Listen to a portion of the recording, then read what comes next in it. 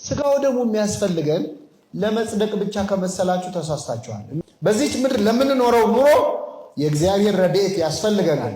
እሱ ከኛ ጋር መሆን አለበት። እግዚአብሔር ከኛ ጋር ከሆነ ማን ይቃወምናል ነው የሚለው አይደል? ያንን ረድኤት እግዚአብሔር ከፈለክ ስጋው ደግሞ ተቀበል።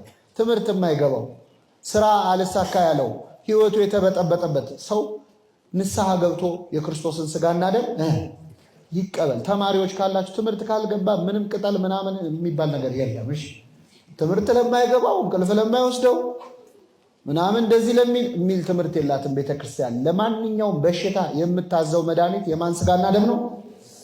ነቅሎ ያወጣዋል። ከስጋ ደዌ ከነፍስ ደዌ የሚያወጣ።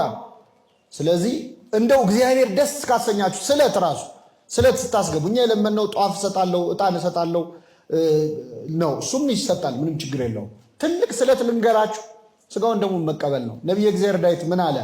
ስላደረገልኝ ሁሉ ለእግዚአብሔር ምንን መልሳለሁ ይልና የሕይወትን ጽዋ እቀበላለሁ።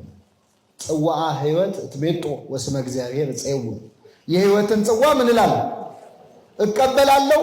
የእግዚአብሔርን ስም ጠራለሁ። ስለዚህ ስለትም ካለባችሁ ትልቁ ስለት ስጋውን ደሙን መቀበል ነው። ሁላችንን ለስጋው ለደሙ ያብቃል።